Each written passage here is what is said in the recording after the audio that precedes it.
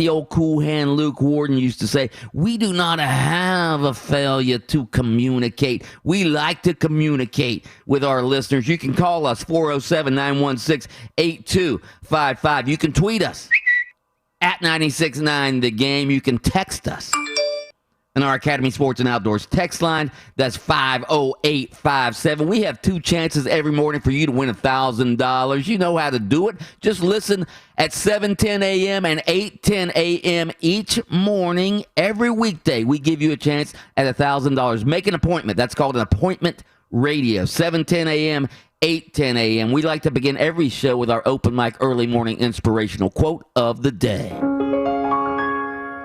This comes from the great Anita Roddick, and she once said, and I quote, "If you think you're too small to have an impact, try going to bed with a mosquito," end quote. I like that a lot.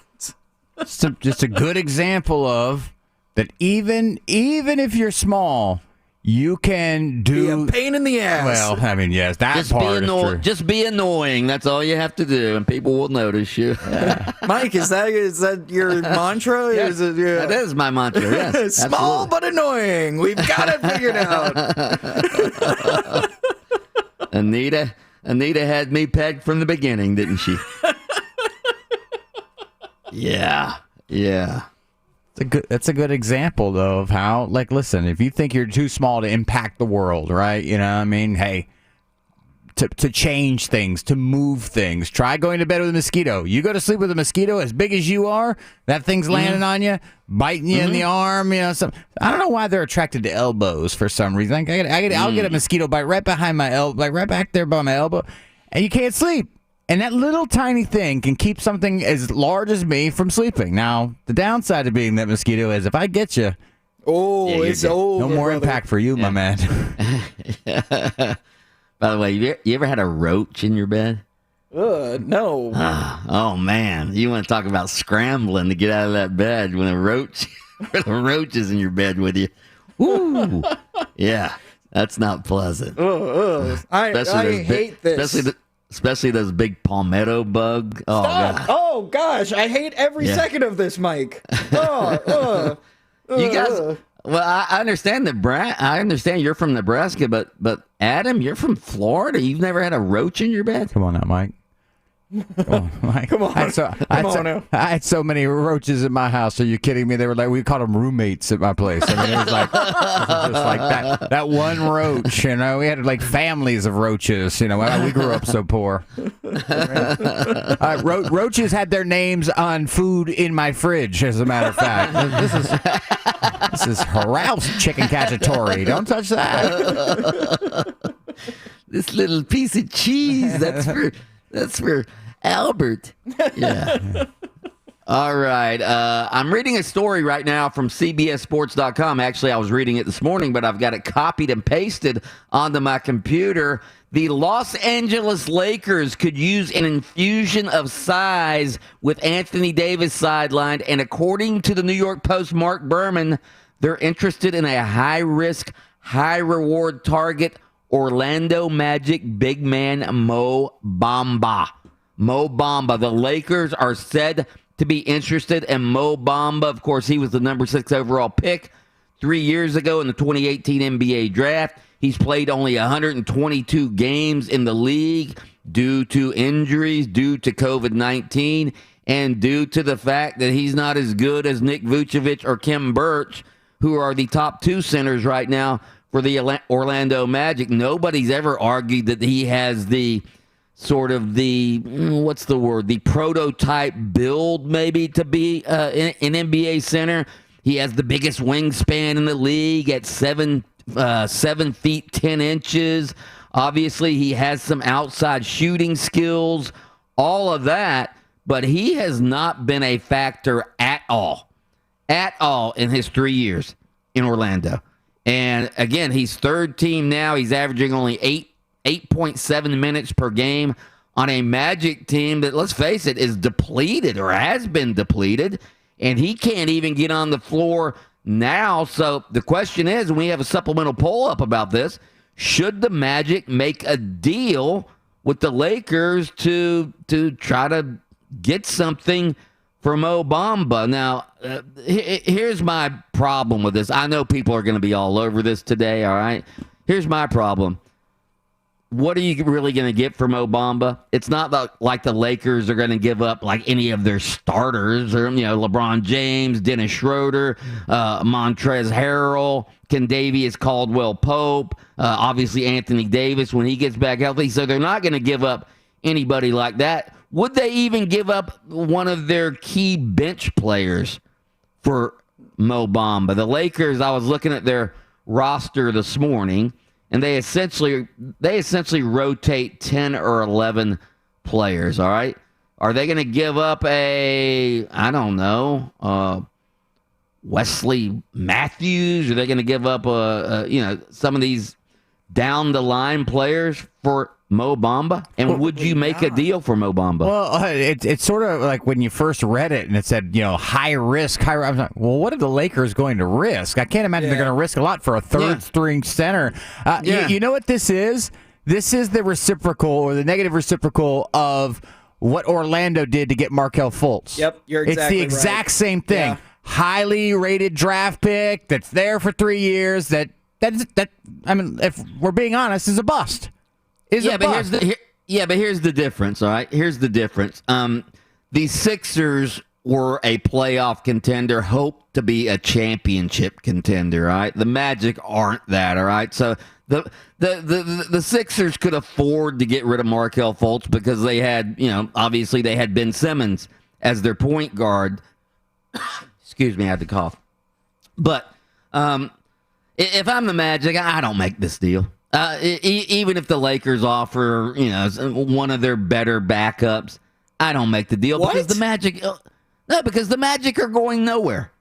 They're going nowhere this season. They're probably going nowhere next season. Why wouldn't they? Whoa. Yeah, why keep here. somebody who's just not? I mean, he's not doing anything for you. And if you can get something for him, something is greater than nothing. Absolutely. And what Mo Bamba has given you over the last 3 years is nothing. Right. Okay, but Mo Bamba has been injured. He hasn't developed. He's obviously not going to start ahead of Nick Vucevic. For crying out loud, Nick Vucevic is one of the best. He can't start a fake and get in front of Kim Birch. Okay, but what I'm saying is he's not going to start ahead of Nick Vucevic, and because he's been injured, because he hasn't developed, Kim Birch is better than him. Kim Birch might be the best backup center in the league. I'm just saying, no, I would not give up on Mo Bamba because maybe he can still develop. Maybe he can still develop into a really good player. And to get a middle-range backup player, veteran from the Lakers, the Magic don't need that. Again, they're going nowhere. Well, Mike, yesterday, Mike, you were making the case if these guys could possibly get healthy. Why not trade an injured, broken down guy for a guy who's healthy that maybe can come in here and shoot a little bit? Yeah, that maybe helps his team. Mo Bamba's not injured and broken down right now. He has been. His whole career. His whole career is a jalopy. Yes, but he's not. But right this moment, he's not in. So if this were the Boston Celtics, he would say make this deal. I think it's the Lakers that's throwing Mike off. Okay, it's just it's fan Mike is out here. Okay. No. Yeah. If this were the Boston Celtics who had Mo Bamba, I would make this deal. But again, if you're the Magic and you're going nowhere anyways, why risk the slight chance that Mo Bamba could develop into a really good player for a veteran backup who's going to take you where? The same place you're going anywhere. Maybe a first-round loss in the playoffs. Because that's one your in ceiling. the hand is worth two in the bush, Mike. If I've got one veteran who can shoot in my hand, it's better than the crap that Mo Bamba has Mike been. just doesn't want to help out the Lakers. That's what it is. He doesn't want the Lakers. And it would irk him just to see another Orlando big man make his way to Los Angeles. I'm tired of this. I'm tired of this one-way traffic. When can we get a guy from Los Angeles? I've already written this column twice, all right? I don't need this. Mike, this is perfect. You just get to white out some of the names and change them now. That's all. No, what it is, he wouldn't even play much for the Lakers. I'm looking at the Lakers roster. Obviously, AD is their starting center. He's hurt. He's hurt. Montrezl Harrell is their center now. He wouldn't start ahead of him. He's a forward. And then he's their center now. And then they have Mark Gasol. Mark Gasol's better than the Lakers. Just want somebody they can try to develop into a star. And I found the Magic. Problem? I don't know. I don't give it up. I don't give up Mo Bamba. Anyway, you can go vote at 96.9 The Game or at The Game Jack. Should the Magic make a deal for some Lakers trash for Mo Bamba? Because that's essentially what the Lakers would give you. Is what about for trash. some draft picks? What if they give you some draft picks? Couple of second-round draft picks over the next couple of years. Oh no! I'm not going. No, for you that. got John Hammond, the master of the draft. I mean, look what he did. I mean, those guys got Giannis with the 16th pick. Oh man! Stop it! Oh, we no longer trust the brain trust here at the Magic anymore. All right, straight ahead, our spontaneous text question. Also, some UCF news we're going to get into. That's next on Open Mic. Open Mic. We'll be back in a couple minutes.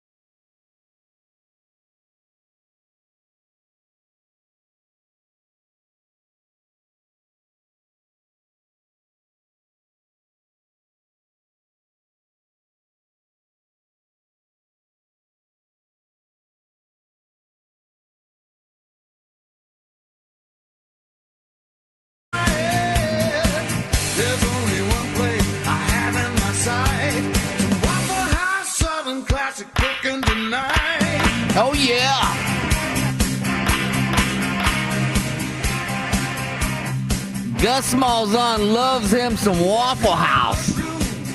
Turn it up. Then mix it up with melted cheese for you. Get it with chicken, get it on steak. Hash browns and Texas toast, what a piece of bake. I look on hot coals to have one bite. Gotta have a Southern classic cooking tonight. Oh, love me some Waffle House. All right, so we had Gus Malzahn, new head coach of UCF, on yesterday, late yesterday morning. We're going to replay that interview coming up, by the way. And we asked him about his affinity for Waffle House. I guess it started in high school when he was a high school coach, and whenever they would win a game, he and his wife would go to Waffle House, and he would order him some Waffle House omelet, hash browns, all of that stuff. When he's really hungry, he even says, I'll order me a waffle at the end, sort of like a breakfast dessert. Yeah. So here's the spontaneous text question of the day. Spontaneous text question of the day. And I'm thinking of this as I'm on the third day of my fast. I'm thinking about the delicious food at Waffle House. I love Waffle House. I love the pecan waffle. I love the obviously the hash browns, and I like to get them full bore, scattered, smothered, chunked, however else you can get them. You want them all the way. Huh? Do you want Covered the other way. covered, smothered, covered, Yeah. and Chunked. Yeah. I don't want any of my meat chunked. Not You don't a want not any a fan chunk of the meat in it? hickory smoked ham. No. Yeah. I didn't realize how many different ways you can get Waffle House hash browns, because I've only ever had them country style. That's what gravy. What's country style? Gravy on top, brother. Oh, wow. I've never actually had them that way. I'll be honest. I've never eaten in a Waffle House enough to know of what you guys are talking about. Like when, You- when sorry, what? yeah, You don't know what you're missing, my friend. yeah. No, Waffle. I've eaten at Waffle House, and if I've eaten at Waffle House, I've probably got like waffles with like 2 eggs, and probably when I leave, they're all like, "You're not gonna believe what this guy just ordered." one waffle with a side of Egg whites. medium eggs. Sometimes if I really want to splurge, I'll go to Waffle House for dinner, and I'll have the steak and eggs, and they'll just throw that whatever cheap steak, some top sirloin or What do you something. mean? They'll It's a throw T-bone steak dinner, Mike. I'm looking at the Yeah. menu right now. It's $8.99. Yeah, I'm thinking it's more of a. I don't know if it's sirloin or I don't know if it's T-bone. I think it's more of a sirloin. I'm telling But anyway, you right now, I'm staring at the menu because I pulled it up so that way I could describe to Chopstick. you Chopstick. what smothered, covered, chunked, diced, peppered, cap topped, and country all mean. Anyway, our spontaneous text question is this. All right, your favorite, and even though Waffle House is a chain and a quite large chain, all right, even though your favorite greasy spoon restaurant, preferably not a chain, although Waffle House I think still qualifies as a greasy spoon. Your favorite greasy spoon restaurant or a hole in the wall bar, All right. This one's easy. I've got one that is like. Well, I know you have a bar Well, I mean, come for on. the young alcoholic. Absolutely. You kidding me? Come Okay. on now. But when it comes to Greasy Spoon, okay, there's a place in Holdridge, Nebraska, that is just called the Cafe, okay, and it's giant. You know the giant pancakes that you love. Oh yeah, I was thinking there was a different cafe I've been to, but it's in Micanopy. Yeah. But that place is great. But the number one Like a little Greasy egg- Spoon. You can get little eggs and legs at that cafe. I'll take the Asher Special, please. Oh gosh. Oh my. Totally different cafe, guys. The number one Greasy Spoon in the entire country has to be the Loveless Cafe in Nashville, Tennessee. Loveless. Listen, it just happened to be Loveless, okay? Because all the people eating food in there are so big, nobody loves them. Come on. They've got no dates. Ain't got no dates.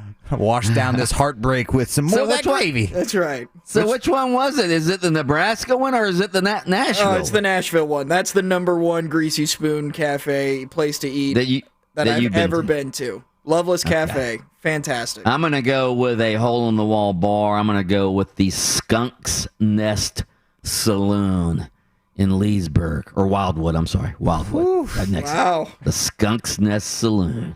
Yeah. Cool. I stopped in there a few times on my way to Gainesville. Oh, boy. Yeah. Stopped in and it was penny beer night. In my less healthy eating days, when I lived in Ocala, there was a little restaurant called the Roundup Cafe, and it served like that breakfast fare. And I used to get like hash browns, eggs, and toast, and I would mix it all together and put it on to make like a terrible looking sandwich and eat it for breakfast, and then go play soccer games, and then wonder why I was sick later on that day. I don't feel good. I don't feel good. There was a place All right, in text Lincoln. in your...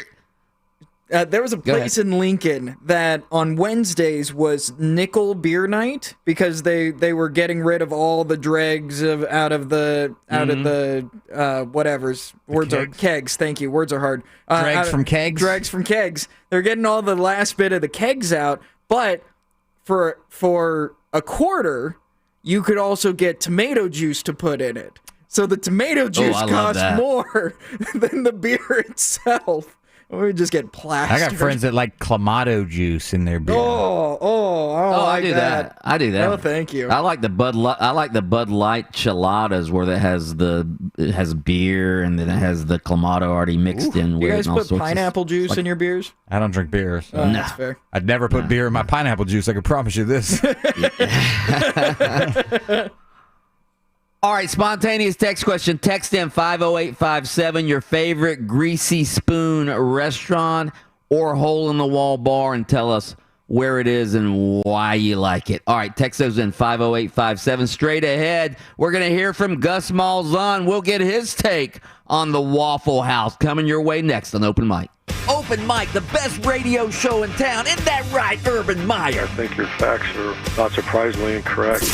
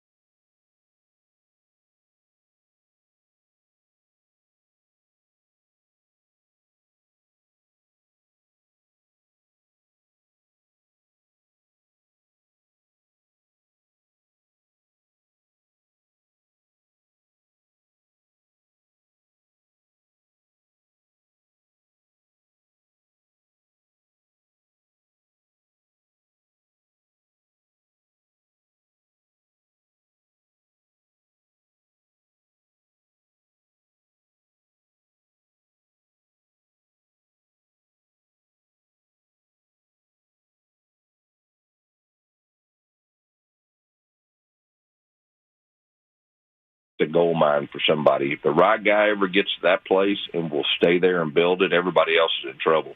And so that's why I said I think I'm that right guy. And here's the thing with me. I'm 55 years old, been coaching college football for 15 years, been fortunate enough to win a national championship, almost win a national championship, been there and done that at a big program. And so this really fits me. And this is what I said is I really believe this is the program of the future in college football. And I just think that it's going to be a matter of time when we get there. And it's really exciting for me. And so, yeah, I'm going to be here a while. We're going to build this thing the right way. And our goal, like I said, it's not just recruiting talk. Our goal is to be in the Final Four. And that's a reality at a place like this. And I just think everything is set up. You look at the foundation. The foundation's been built. They've played great football at times here. And so the players, the former players, the current players, the former coaches, which there's been some really good coaches come through here, they've laid a great foundation. And now we're ready to take that next step.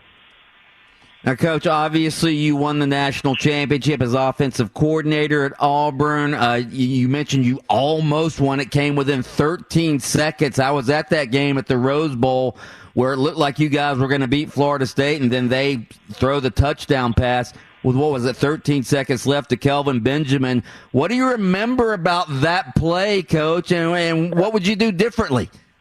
Oh, God, Mike, I think about that probably once a week. As a coach, I'm the type, I don't remember a lot of the championships and the wins. The ones that I remember are the tough losses, and I guess that's motivating. But, that was two great teams, and it went back and forth, and we scored with a minute something left. And, hey, give them credit. They drove the field, and, they hit Benjamin with 13 seconds left, and, that was a tough pill to swallow. There's no doubt when you're that close to winning a national championship. But, a lot of great memories. I think we had the biggest turnaround in the history of college football that year. They won 3 games the year before, and, that was just a really, really fun experience. And but, yeah, that still hurts today. Tell us about your new defensive coordinator you hired yesterday, Travis Williams. Yeah, Travis Williams is one of the rising stars in all of college football. Travis is a guy that was with me 10 years at Auburn.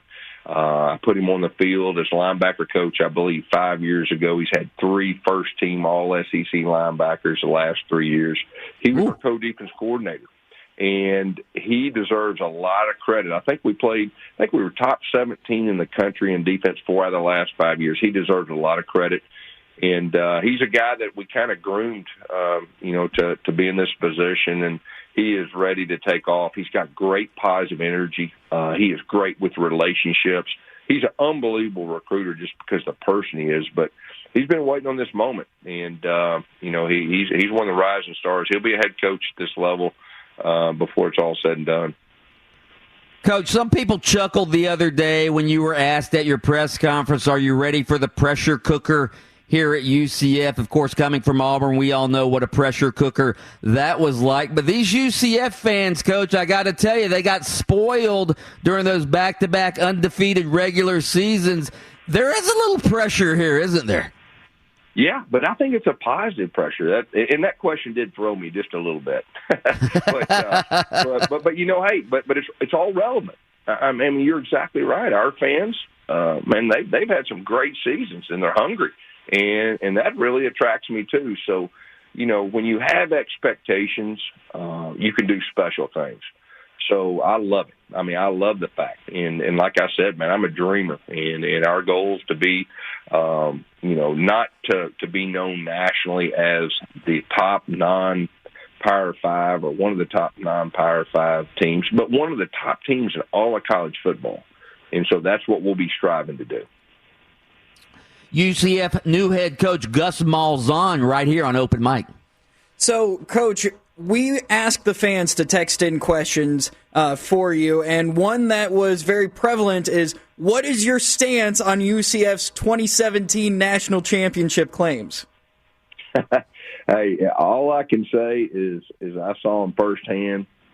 We were a really good football team that year. I believe we beat the number 1 team in the country in back-to-back weeks. And we went to the SEC championship game, and, of course, our running back got banged up. And, and we ended up losing it. But I know for sure they were one of the best teams in college football. I would have definitely liked to see them play, the other number one team. But all I can say is they were one of the best teams in college football.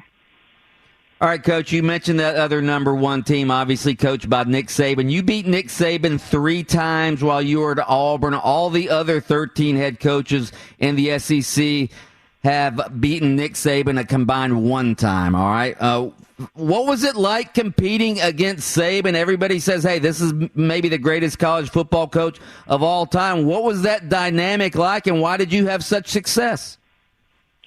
Well, I love the fact that was our rival, and he is an unbelievable coach, and he's definitely in that conversation as one of the best to ever do it. But I'm a competitor. I like to play against the best, and so that really fit me.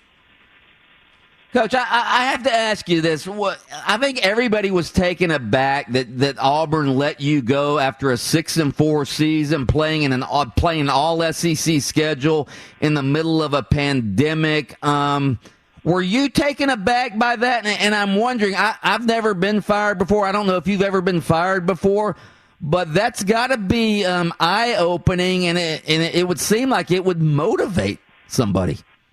Yeah, no, I've coached 30 years. I've never been fired until then. But like I said, what it did for me is for the first time in 30 years, I was able to take a deep breath, and I was able to sit back and kind of evaluate, what's next. What does the Lord, want me to do the rest of my career? And so I was able to evaluate, which I think is a great thing. And, when I was telling Terry, I really believe you're going to get the best Gus Malzahn coach in 30 years. What I meant by that is I'm more refreshed, I'm more motivated, and I see it. And that's kind of why this is a perfect fit for me. I'm a former high school football coach. I've got a chip on my shoulder already, something to prove. And this is really the perfect fit for me. And I'm about as excited as I've been in 30 years of coaching. So I really believe this is going to be a lot of fun here in the near future. Coach Gus Malzahn, new head coach at UCF, right here on Open Mic. Coach, a couple other questions. You were one of the originators of the no-huddle, hurry-up offense. Everybody knows that. You wrote a book about it back in, I think it was 2003. Where did you get the idea to run this offense? I tell you what, it goes all the way back to when I was coaching high school, and I was at a place called Shiloh Christian, and I was thinking, how are we going to get an advantage, and have a chance to win a championship? And I played around with 3 and 4 play, series at the first of a game, going fast. Man, we'd have great momentum. We'd go back to huddling and lose it. So we just said, hey, we're going to change everything. We're going to play a 2-minute offense the entire game. Best decision I ever made. We went on. We won a lot of championships. We broke a lot of different records. And then we got in college football, and it was kind of one of those things, hey, will it work in college football? And not only did it work, we were the number 1 offense in the country 2 years in a row at Tulsa doing it. And so now, it's just it's the norm now.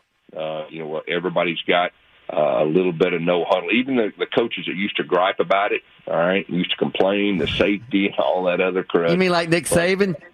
Hey, I'm not naming names. I'm just saying that there was a lot of complaining going on, and now those same teams are doing it.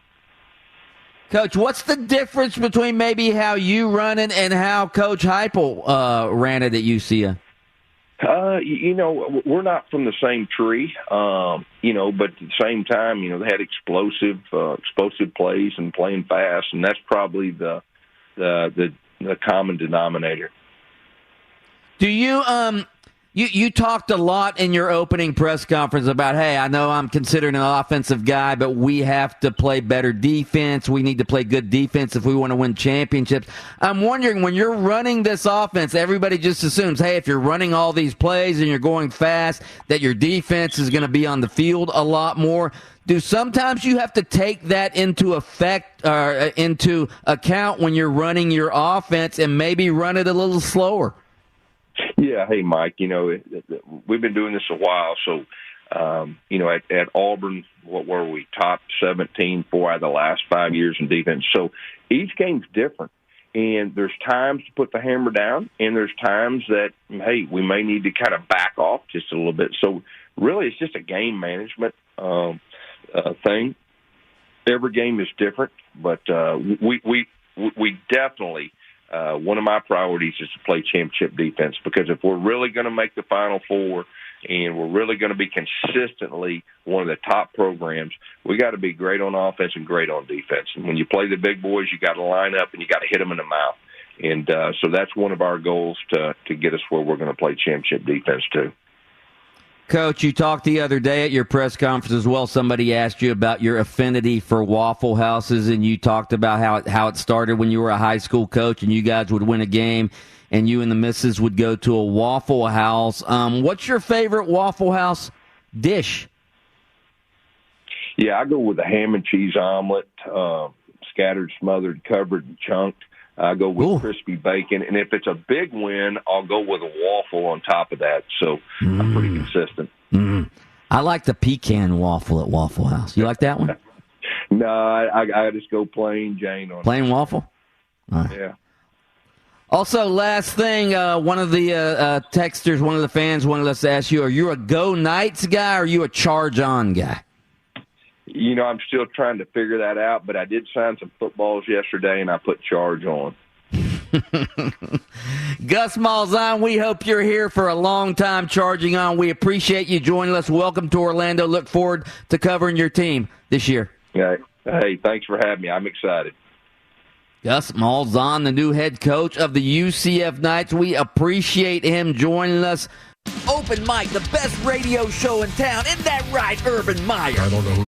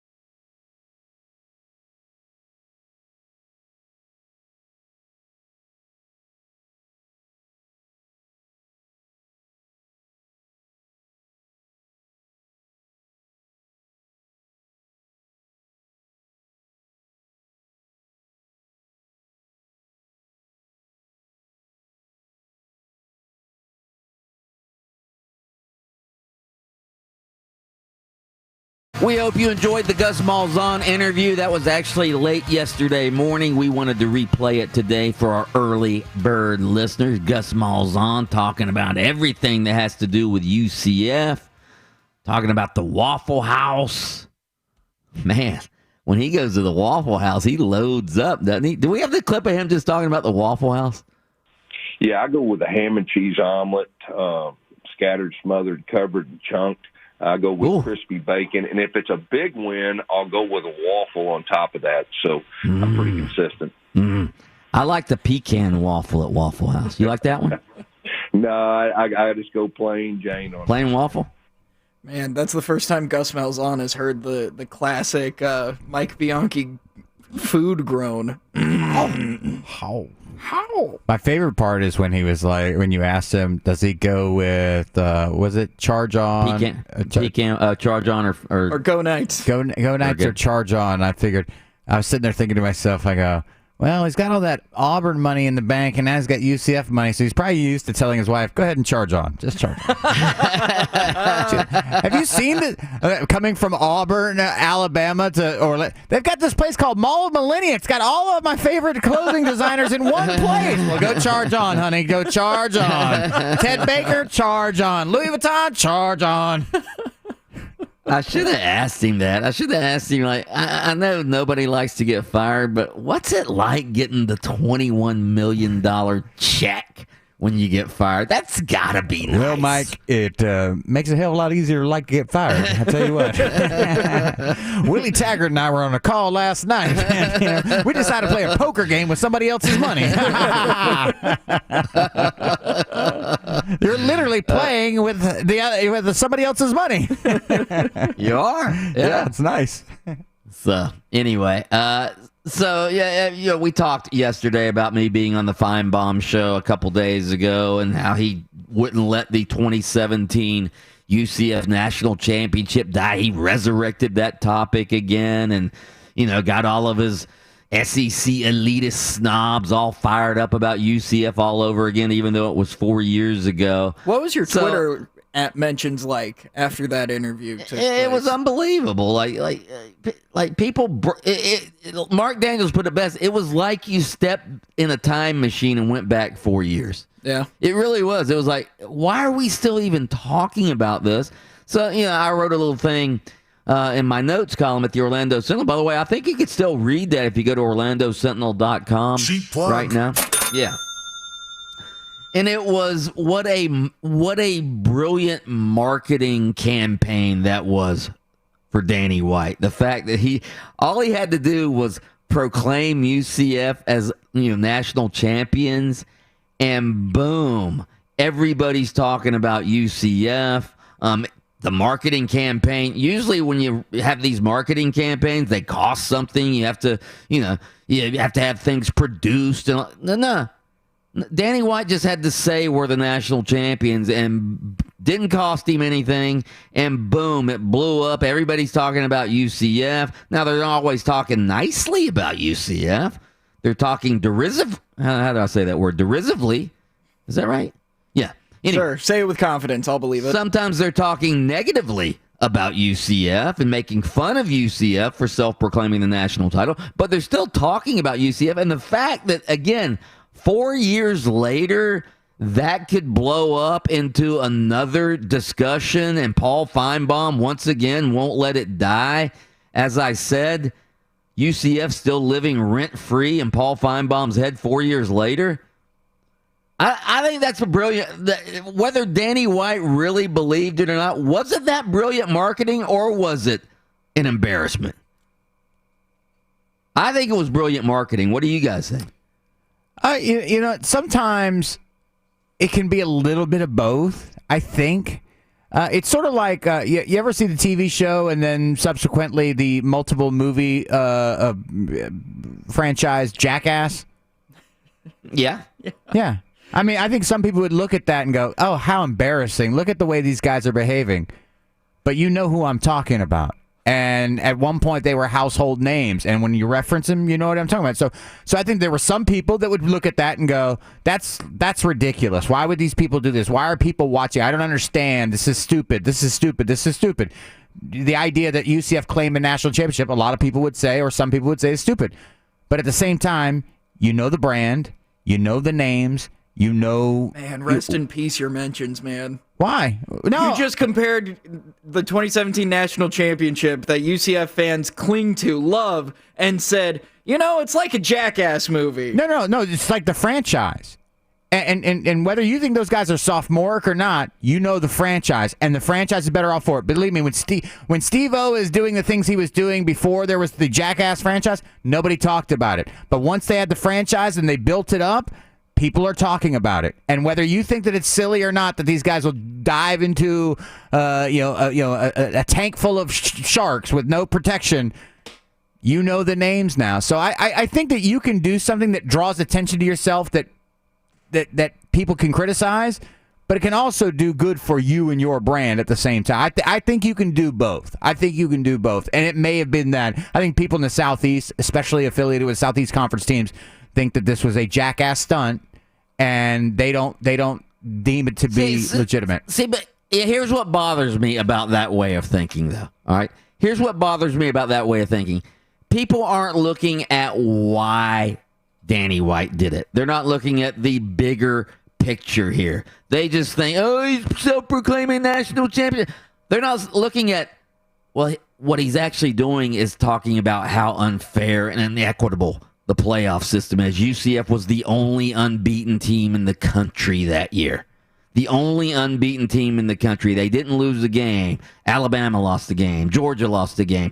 They lost those games to Auburn, whom UCF beat in their bowl game. So that made it even more of a natural self-proclamation. But they won't even look at the fact that Danny White was just pointing out the inequities of the playoff system, and they won't even acknowledge that the playoff system is unfair.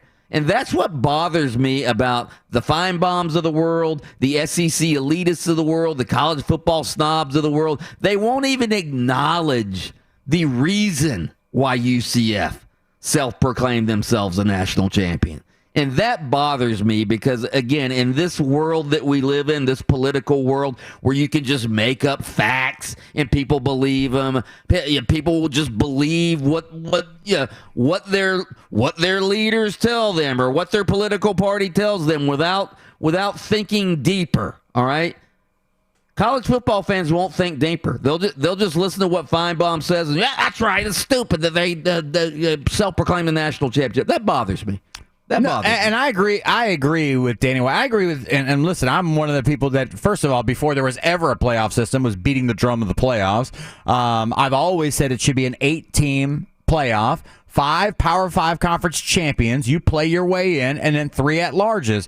And if there's an undefeated group of 5 school, they deserve to at least have a chance to compete for the national championship. I'm on that side, no question about it. But historically speaking, Boise State, I don't think ever claimed a national championship. I'm trying to think of other teams that may have gone undefeated through a regular season that I guess could have done this. I think it's just UCF knew it was a publicity stunt. I think maybe I use Jackass as the example because they do stunts. And this, in and of itself, was a publicity stunt. Look at that word. We're claiming a national championship. We're the best team in the country when 85 to 95% of the country would have said it was Alabama. So I think that's probably why I compared it to them. It was a stunt in a way, but it's a stunt that worked because 4 years later, we're still talking about it. I wonder, though. Has there ever been, you mentioned Boise State, and I've always said that Utah, when Urban Meyer was... When Urban Meyer was the coach of Utah, they could have been they could have beaten anybody that year.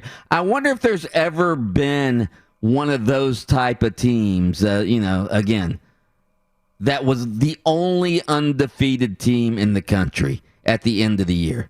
And plus, there was the dynamic also of UCF beating Auburn, which had beaten the 2 teams that played for the national championship. So that made it unique as well. If you'll remember when Danny White first made the self-proclamation, it was right at the end of the Peach Bowl, and he had, I don't know if it was UCF's own camera on him from the UCF website, but somebody had a camera on Danny White who was standing on the field as UCF wins the Peach Bowl right at the end, and he walks up to the camera and he goes, "National champions, undefeated." That's what he said. So he was making reference to being the only undefeated team in the country. So there was a unique dynamic that made it maybe more sensible than some of the other teams like Boise State and Utah of the past. Again, I don't know if they were the only unbeaten teams in the country. Probably not. Probably not. But I'm trying to think. Remember the year Auburn got left out of the national championship game? It was Tommy USC. It was USC and Oklahoma, and Auburn ended the season undefeated. And Although was Auburn on probation that year? No, that was 93. That was Tommy Bowden or Terry Bowden. That was way back when. I'm talking about with like Cadillac Williams and they were a good team that year. Yeah, but the BCS selected Oklahoma and USC, and then USC ran them out of the gym down in the Orange Bowl, and everybody's like sitting around going, "See, we should have taken Auburn." I wonder if Auburn. Yeah. I'm going to go back and look and see if anybody gave Auburn a national championship, and I'm going to look up Auburn's media guide and see if Auburn claims that national championship. If so, then Paul Feinbaum, who's an attorney, you got to go back to him with Exhibit A. Okay, well, look at like Matlock will shuffle into court with, look what we found under the couch cushion here. Here's a claimed national championship by Auburn back in the day. All right, our open mic thought-provoking daily poll, you can go vote on that and all of our polls. Considering SEC Network provocateur Paul Feinbaum is still irked by UCF's claim of a national championship 4 years ago, was Danny White's proclamation marketing brilliance or a massive embarrassment? Go vote at 96.9 The Game on Twitter. Let's pause for station identification. WYGM Orlando, WJRR HD2 Cocoa Beach, Orlando. Facebook.com/969 The Game. What you reading there, honey? It's very exciting stuff, you see. It's the front page of the internet. Here we go with the front page of the internet this morning. We start off on YouTube's trending page where with 14 million views from NASA. That's right, NASA. Watch NASA's Perseverance rover land on Mars. We did it, people. The epic journey to Mars has happened, and now the rover is going to be searching for proof of past life. Not current life, but past life. That's what they are looking for over on Mars. Looking for some microbes. Yes. Some microbes. Fossils. In the dirt there. Yeah. Samples, taking scientific samples everywhere. Looking for some algae. Possibly some algae. Who knows? But I'm very excited to see what they find on Mars. They're going to go door to door looking for life. Hello, is anybody here? Oh, man. Little green men answer the door. We're not looking for you. We're looking for past life. We're looking for past life. Oh, fine. Look who decided to take the drive here, huh? It was always us. Just ask Don Garlitz about us. Yeah. Happy birthday today. I am almost positive Mike will have no idea who this person is. Happy birthday to star of Netflix's series Stranger Things, Millie Bobby Brown. Oh, I know Millie Bobby Brown. Don't be cruel, okay? Millie Bobby Brown, I mean, after Millie Vanilli got shamed. Oh, I mean, that's the Millie of Millie Vanilli, Millie Bobby Brown. This is when Millie Vanilli and New Edition were going to do a collaborative effort, but then New Edition, but Bobby Brown stayed around. So it was Millie kicked out Vanilli out of the group, and then Bobby Brown, and so they became a tag team, and they won the Intercontinental Tag Team title in the Millie Bobby Brown. You said since Mike won't know, is 24 years old. I'm going to say she's 22. She's 17 years old. Okay. She's one of the most famous young actresses right now, and you guys did no idea? Stranger Things, ever heard of it? I know who she is. I just don't watch the show, and I don't know how old she is, but I knew she was young. I knew that. Mike, you would really like this. She's no Tatum O'Neal. Now, there's a great young She's no Drew Barrymore in E.T. and Firestarter. Yeah. Goodness. Wow. She's no Brooke Shields in Blue Lagoon. Nice. Deep cuts, brother. All right, trending across Twitter and Reddit. Mike, you heard me talk about the Ted Cruz thing yesterday.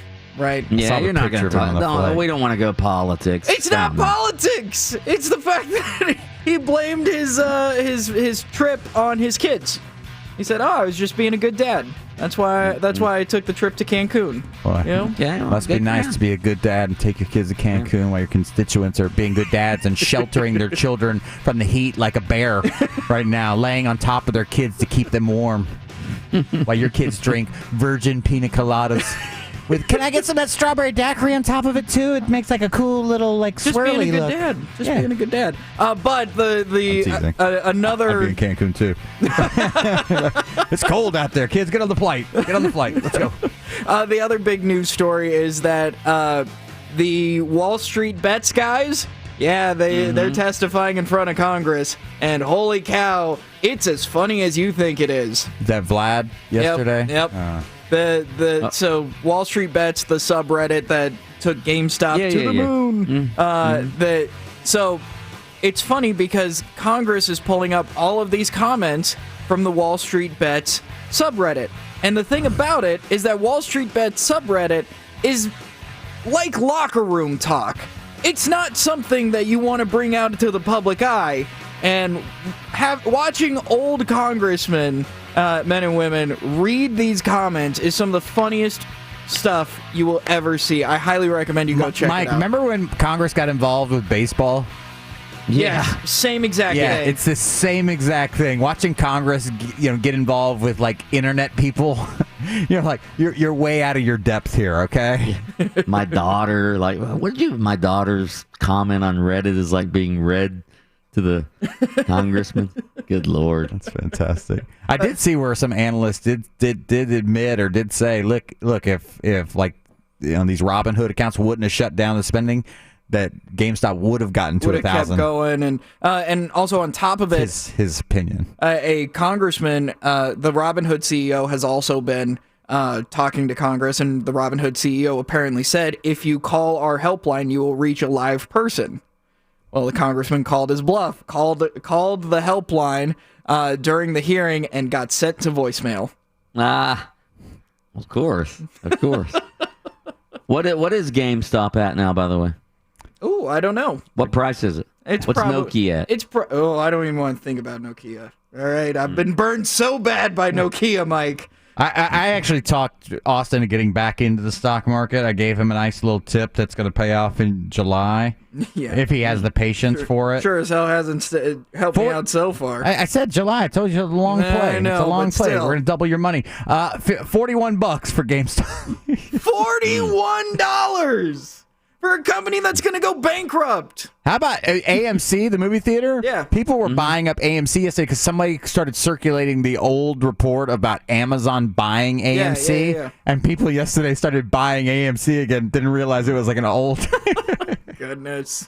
It was probably some guy holding a lot of AMCs. Like, I can get this back out here, drive the price up so I can sell it quick. Let me put this out on Twitter. I'm getting crushed. All right, our spontaneous text question of the day is in honor of Gus Malzahn, UCF's new head coach, a loving Waffle House. We want you to text in to 50857. That's our text number, 50857. Text in your favorite greasy spoon restaurant or a hole-in-the-wall bar. All right, we've got some here. How about Tony's Bar in Winter Garden? Cash-only beer. And then it says shot of bourbon ginger, $9. Is that supposed to be a good deal, $9? I don't think so, right? Sounds like I can only get one, if that. Skeeters in Gainesville and the Big Biscuits, they're not open anymore, but Skeeters back in the day was legendary. But by the way, you can, I believe you can still get all those menu items at the cafe that I had mentioned. Risque? Yeah. Cafe Risque? The same people owned it. Yeah, what was that, Asher Sullivan? Yeah, Sullivan's, yeah. Hold on one second. We're going to just... What's this? There's a famous restaurant called Skeeters, and then there's Cafe Risque, which is it's a restaurant slash truck entertainment. Okay. Yeah. Okay. Yeah. And so they took the menu because it was so popular there and brought it into that establishment, and you can, so if you miss Skeeters, the Asher, special. Asher special, yeah. If you miss that, you can get it.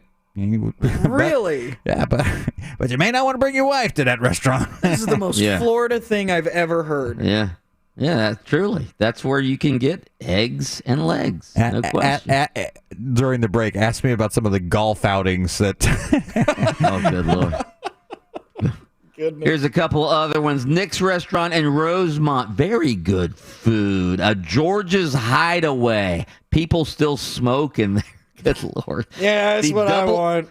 The Double T Diner in Pulaski, Highway 40. I don't even know where Pulaski is. I have been to this place because I used to live in Winter Garden. The Country House Restaurant in Winter Garden for breakfast. Oh, is it good? I've also been to this place, Wings of Winter Garden. They make terrific wings. Ho, ho, double hole there. And a Mel's Diner in Sanford. You live up that way. You ever been to Mel's Diner? I don't think I have. No? I'll look it up, though. No, I mean, now I will. I was hoping people would come with some local ones. I mean, all these great suggestions from, Pawtucket stuff aren't going to do me any good. Yeah. Pulaski. PRs in Winter Park. I don't know what that is. Not so. Anyway, all right, keep those coming in. 50857 straight ahead. It's the sound off, but first we have your chance at $1,000. Now, your chance to win $1,000. Text the nationwide keyword dollar to 200-200. You'll get a confirmation text and info.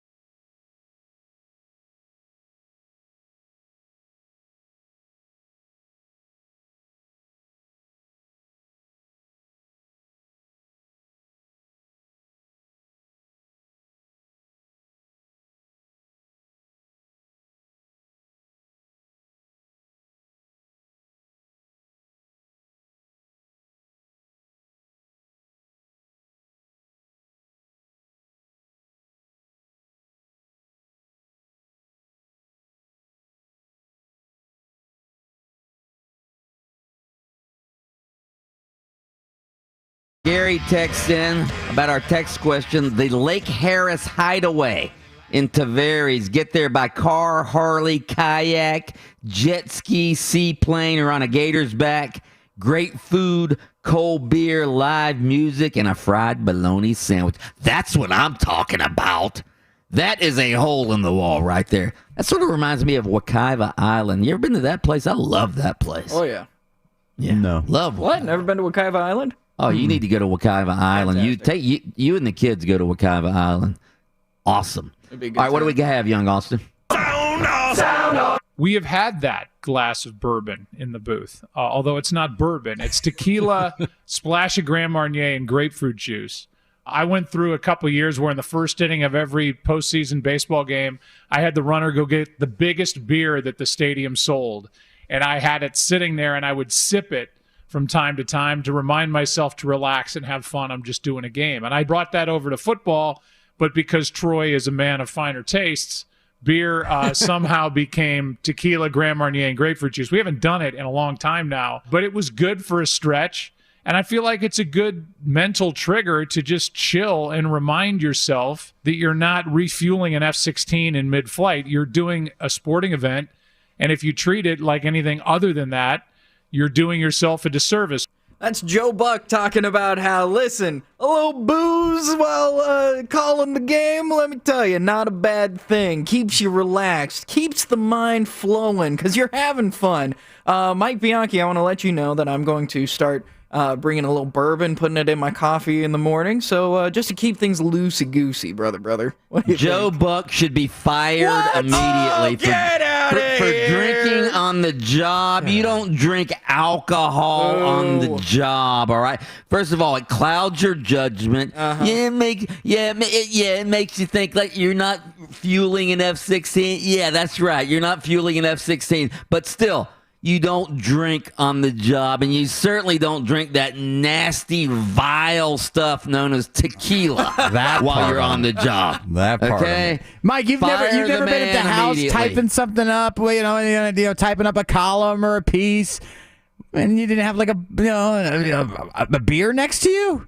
I will say sometimes at the end of my column when I'm reading it over for typos, all right, I'll crack a beer, but not while I'm actually writing the column. Hold on, time out. You've never had a drink while you were on the air either?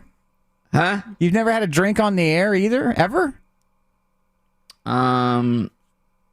Maybe. Well, you do morning radio. It's different. It is different. It's different. Well, maybe when we do the NFL draft party at the Wing House, but I don't host that. But I think one time Kravitz called me up to come on, and I'd had a beer at that point. But no, I don't drink. When I used to do afternoon radio in Gainesville and Ocala, we would do remotes on Fridays, like especially during college football season from these sports bars.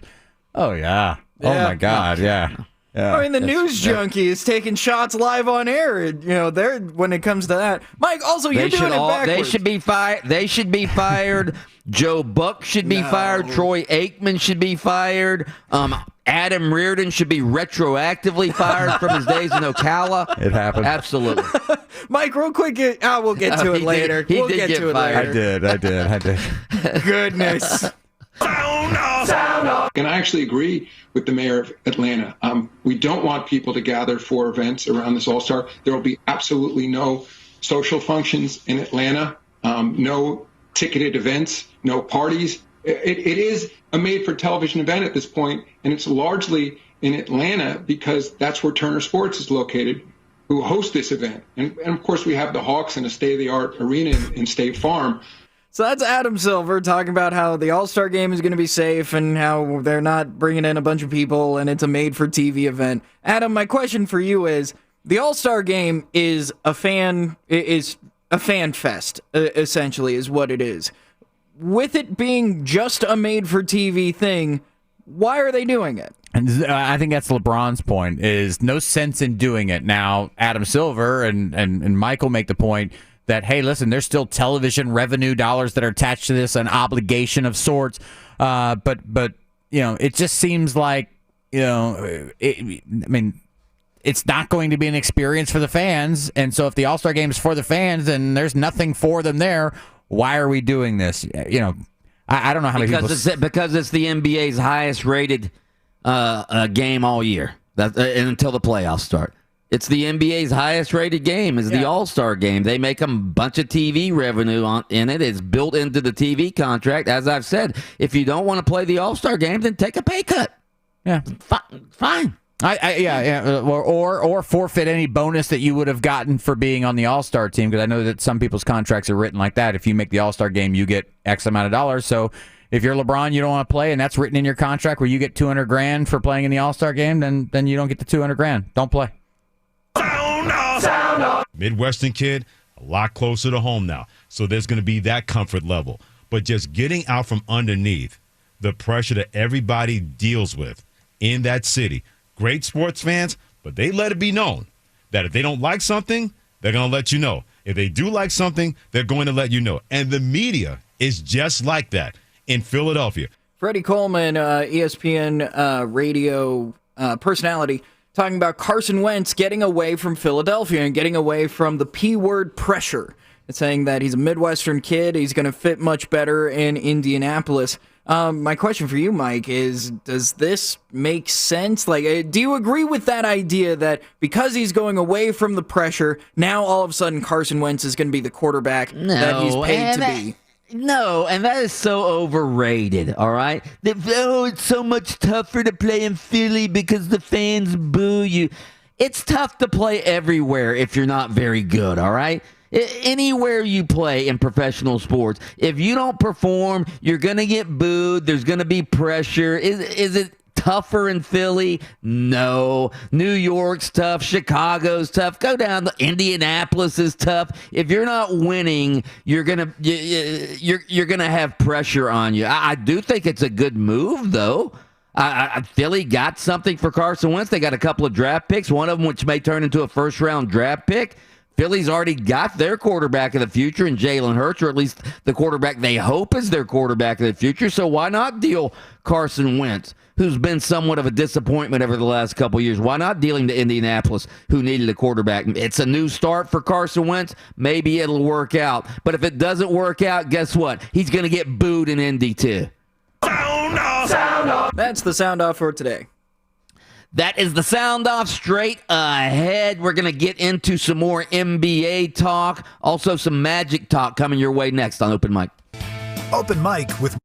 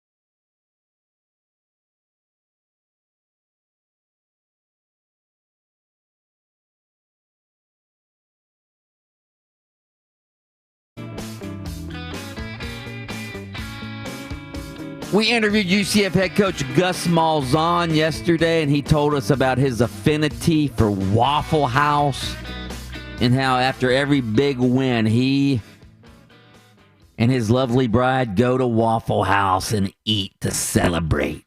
And he told us what he likes to eat at Waffle House, and that spawned our spontaneous text question of the day, which is your favorite Greasy Spoon restaurant or a hole-in-the-wall bar? Favorite Greasy Spoon restaurant or hole-in-the-wall bar? All right, we've got some on our text line. We don't need to do the ding or buzz. I'll just do you can do the buzz, but I'll do the hole. All right, I'll do a hole. Buzz and hole. Yeah, buzz and hole. All right, 1010 Brewing Company on Virginia. Great beer, best smoked wings, and hot pretzels with beer cheese. More beer cheese, please. How? You like smoked wings? You like smoked meats? Oh yeah, smoked chicken? Oh yeah. I love smoked. I love smoked everything. Smoked turkey. I don't like it because that smell salmon. like gets on you, like in your hands and stuff, and then doesn't leave for like 4 days. Yeah, but that doesn't take away from the deliciousness of the food. Right. Puddle Jumpers and Tavares, the best bar food you'll ever have, and watch the planes fly in on the lake from the panoramic view from the upstairs bar. Tavares, the seaplane capital of the world, by the way. It is. It is. Yeah. Burkhart's Bar on Orams Road in Baltimore. Cold beer and loaded Polish sausage sandwich they call the Death Dart. Austin? Oh, you kidding me? A Polish sausage on a sandwich? I believe that is a ho!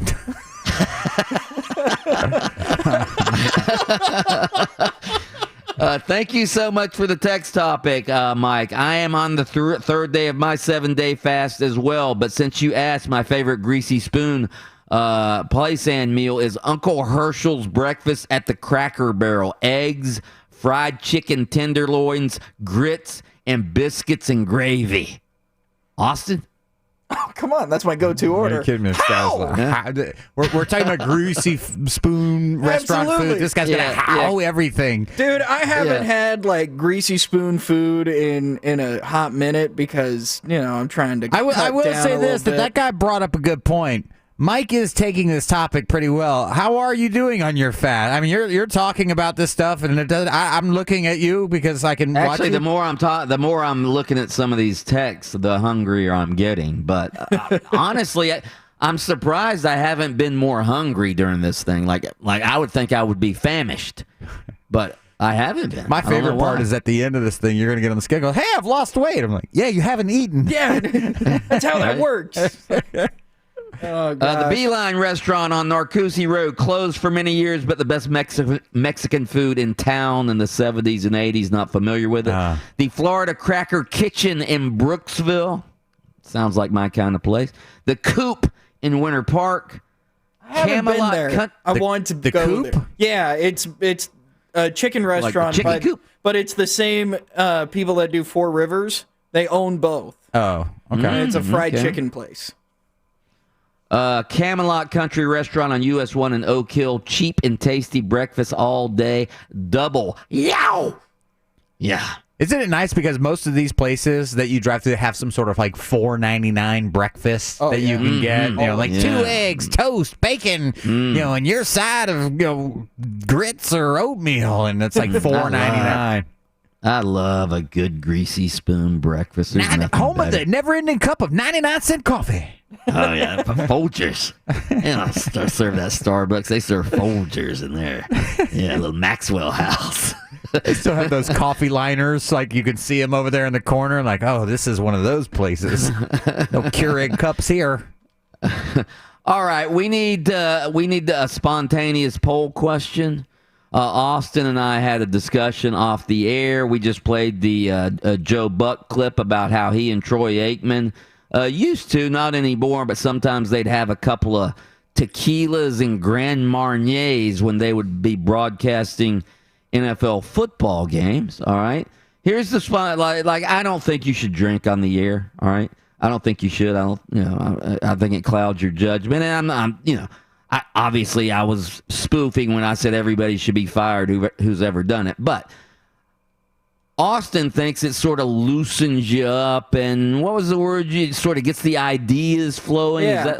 So yeah. when I was in college and I wrote for the Daily Nebraskan, the DN as it was called, The old Husker magazine. that's right. Yeah. Husker Illustrated. Some that we talked about was that to write a good story, to get the ideas flowing, you have a drink, you have a beer, whatever, and then you edit sober. So the opposite of what you were saying. But also, I'm literally going to record a show, the Stash and Beard Show, cheap plug, I know, cha-ching, but I'm literally going to record an entire episode where we talk about our favorite alcohols and we drink them in front of you, and we're probably going to get hammered on video for all of you to see. Okay, but that's first of all, that's your own show. That's a podcast, right? Yeah, podcast and YouTube it's a podcast show. on your own show. It's not like you're actually working for the man. Okay, you're not working for them. So let's say Brandon Kravitz says, Austin Pistolka, you're now the host of In the Zone. I guarantee you a staple of Austin Pistolka's In the Zone would be the 5 o'clock beer crack on air. All right, everybody, welcome into In the Zone. I'm Austin Pistolka, cracking open a nice cold Miller Lite. Would it be just one? Would you have just one beer on the air? Would you have multiple beers? Well, it depends on the day. I mean, if it's Friday... So you would actually get intoxicated. I would not get intoxicated. By the way, Let's not that be stupid. segment would be sponsored by a local establishment brewery. And Uber to get him home. Absolutely. Yes, to get him home. All right, folks, I'm heading home. Brought to you by Uber. Because in no way is Adam. iHeart condoning the idea that you're going to be drinking on the air and then getting in your car to drive home. No, of course not. I don't And a think half they hour would be later. I don't think they would be condoning even the drinking on the air. But our spontaneous poll question is going to be: how would we word it? Is it okay for broadcasters to drink on the air? How about that? I agree with Austin, though. I think that it would kind of, one drink would kind of loosen you up, but now you can't get hammered on the air. I sort of look at it like music, like David Lamb used to do when he would do the post Jaguars game. Or who's the guy from CNN? The Lemon. His last name's Lemon, I think. Don Lemon. Don Lemon, who for the last couple years on New Year's Eve has just gotten hammered and has been the butt of all jokes. Don't do that. I was thinking about music. Mike's a music guy. Imagine if all of your favorite musicians, Mike, wrote all their songs and went into the studio stone cold sober. Oh, well, all of my favorite musicians do that. Tom Petty never did any sort. I'm kidding. Mike, you're boring. Yeah, he's lying. He's lying right now. Yeah. I'm kidding. Yeah, some of the greatest songs, some of the lyrics that have molded your life were conceived in a haze, inebriated in some way, shape, or form. All right, we're going to do a poll question on this. Our spontaneous poll question: is it okay for broadcasters to drink? Adam and Austin, the young guys, say yes. The old boomer guy says no. You do not drink on the job. You don't drink when you're working for the man. All right, straight ahead, we're going to get into should the Lakers are interested in Mo Bamba. Should the Magic give up on Mo and trade him to the Lakers? That's next on Open Mic. Absence makes the heart grow fonder. Yeah. More Open Mic in minutes.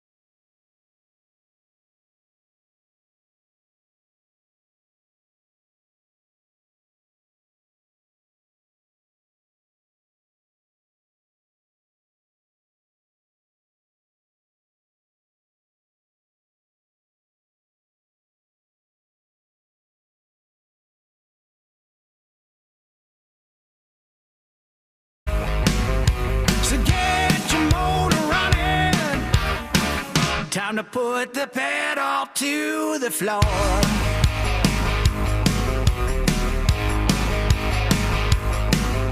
It's loud and live and local.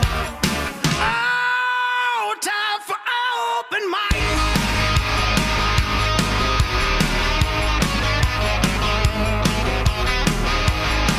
Welcome back to Open Mic. I'm Mike Bianchi, the Bulldog sports columnist of the Orlando Sentinel, joined as always by Adam Reardon, the deceptive intellect, Austin Pastolka, the Sultan of Sound.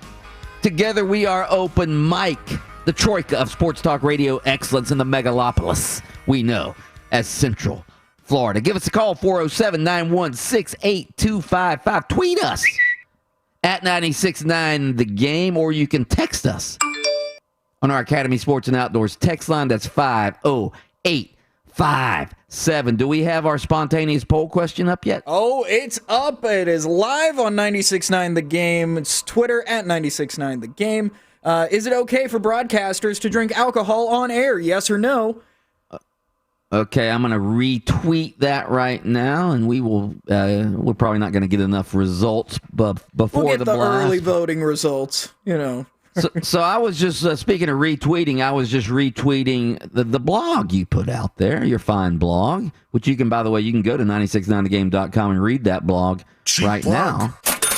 And the blog is what new UCF head coach Gus Malzahn orders at Waffle House. He told us that during an interview yesterday, and Austin has put up a blog. He's probably got the audio of that up as well. And that spawned our spontaneous text question, which is what is your favorite greasy spoon restaurant or hole-in-the-wall bar? That's our text question. You can text in your answers to 50857. But I was retweeting that, and I was retweeting it with a comment, and you know, and instead of normally I just call like whoever I'm talking about, like whatever coach I'm talking about or athlete, I'll just use their last name, like Heupel or LeBron is different, but you use one name. I get it. Vucevic or I'll use the last name. But when your name is Gus, don't you just want to call him Gus? I mean, Gus is just the type of name, but you just want to call them by their first name. And my kids used to make fun of me. All right, I have two daughters, and I always used to tell them if I'd have had a son, I would have named him Gus, and they used to laugh. All right, and my ex-wife used to laugh that I love the name Gus. I don't know what it is. I love the name Gus. Just makes you like the guy. Wait, is Gus like a real name? Is that like when? I think it's Gustafsson. I think Gustafsson is the full name. Gustav is the long Gustav. name. Yeah. Okay. Because Gustafsson is a last name. No, I don't know about. I mean, unless his family really liked the milk brand or something. Who knows? Google Gus and see what his full name is. Well, that's easy enough. Why don't we just Google? Because nobody's sitting in the operating room, but the delivery room and going, okay, what are we going with here? G-U-S. Rhymes with bus. I would. Really? It's his middle name. Okay. Arthur Gustavo Malzahn. Gustavo. Oh, Gustavo. I like it. Guy spent a lot of time in the South. He's like, can we chop up that Gustavo part? Let's just go. We're just going with Gus on this one. I love the name Gus. I like the name Gustavo. I do too. No, I like Gus, but Gus just makes you like the guy. Hey, let's go down to the filling station and talk to old Gus. He's sitting there on the rocking chair in front of the filling station. Would he have gotten the job at Auburn if he had been going by Gustavo this whole time? No, I don't think so. Probably not. Hold on, why doesn't he use his first name Arthur? In this country? Huh? What's wrong with the first name Arthur? Call him Art? Artie? That's my father's name, by the way, Arthur. That's my middle name. Yeah. People used to call him Artie. Yeah. You don't like the name Artie? Artie Gus. Gus Malzahn. I would combine it. Articus. Articus. That sounds like some sort of like Roman soldier. Atticus. Yes. Like Atticus Finch. Atticus. Here comes Articus. Ready for battle. Articus. Gus is also short for Angus, August, Augustine, or Augustus. Dude, how about What are our chances of getting Gus Malzahn back on the show now that we've outed his real name, his real middle name? Yeah. We're not that south anymore. We're back to Florida. He's fine now. Yeah. All right, from our text line, real quick. Harry used to drink while broadcasting his whole career. Hell, he was a spokesperson for Budweiser. That is true. Good point. Yeah. Harry. Yeah. By the 7th inning stretch. Dandy Don was smashed in the first quarter. Talking about Dandy Don Meredith back in the day. Howard Cosell had a nip during games. Sounds like Joe Buck took a little something from the show he was on in Brockmire. Yeah. Have you seen that show? I haven't seen the show. Mike would love it. Yeah. It's a great show. I mean, I know the premise, but yeah. By the way, here's one. I've been to this place. In fact, this is one of my regular places. All right, sort of a hole in the wall. The Tiki Bar in Claremont on Lake Mineola. Best damn wings you'll ever had. I recommend the Redfish sandwich. That place is awesome. Mary's Country Kitchen in Tavares, yummy. Townhouse Restaurant in Oviedo, best breakfast around. Anyway, all right, so we've got a bunch of these. We appreciate all you guys writing in. I want to get into this story real quick. We talked about it real early this morning. I will reset it right now. So CBSSports.com wrote a story I saw this morning, all right? And let me pull it up real quick, all right? So I'm reading from the story right now. It says, the Los Angeles Lakers could use an infusion of size with Anthony Davis sideline. And according to the New York Post, Mark Berman, they're interested in a high-risk, high-reward target. Orlando Magic big man Mo Bamba, the number 6 overall pick in the 2018 NBA draft. Bamba has played only 122 games in the league due to injuries and COVID-19, but has a rare combination of skills that made him such a high draft pick in the first place. While it has never materialized into steady numbers, Bamba was projected as a solid shooter coming out of the University of Texas. That is a rarity for a player with his physical tools. He's an athletic 7-footer with a staggering 7'10" wingspan, blah, blah, blah, blah, blah. He's got all defense caliber potential as a rim protector, playing alongside Anthony Davis. All right, so that's what they're talking about. The Lakers, evidently, according to this one New York Post NBA writer, Mark Berman, are interested in Mo Bamba. And the question is, if the Lakers were to offer the Magic some middling veteran bench player of theirs, would you trade Mo Bamba for that? Obviously, you would trade Mo Bamba if the Lakers offered you like one of their starters, yeah. But, yeah, they're not going to do that. They're not going to offer you, forget about LeBron or Anthony Davis, Dennis Schroeder, Montrezl Harrell, Kentavious Caldwell-Pope. You're not getting any of those guys, all right? But you might get one of their middle-of-the-bench starters that's in their, 11-man rotation. Would you trade, and again, I don't even know how the numbers would match up. I don't even know how to use the ESPN trade machine, all right? But if the numbers matched up, would you trade Mo Bamba for how would we word it, a middle-of-the-pack Lakers bench player? Yeah, I mean, I'm looking at their roster right now. How about give me some names? How about this? How about this trade here? How about for Kostas Antetokounmpo? Oh yeah! Now we're talking. There you go. He's like a cousin, brother. Brother, yeah. This front office is the team. Only if it would be like, hey, we'll offer Emmitt Smith a scholarship in hopes that we'll offer Johnny Nichols a scholarship in hopes that Emmitt Smith signs as well, because that's what the Gators did. True story. Back in the day. Yeah. So yeah, if you could get Giannis someday, absolutely. What about for Alex Caruso? Oh yeah, he's a great player. Alex Caruso has done more for the Lakers than Mo Bamba has done for the Magic. That's a steal for the Magic. Yeah, it is. No, I'm not. Let's pause real quick for station identification, then we'll start the blast off with this. Okay. WYGM Orlando, WJRR HD2 Cocoa Beach. Listen live on iHeartRadio. Now. No, seriously, do it now. You feel that? I can feel it. We're about to blast off. Just hook it to my veins! It's time for the blast. That's right. It is time for the blast here on Open Mic, and the blast is brought to you by Frank Gay Services. If you need an electrician or a plumber and you need them right now, guess where to go? That's right. It's frankgayservices.com. It's the Frank Gay way. frankgayservices.com. Like Mike said, we're going to start off with the Open Mic supplemental poll number 2.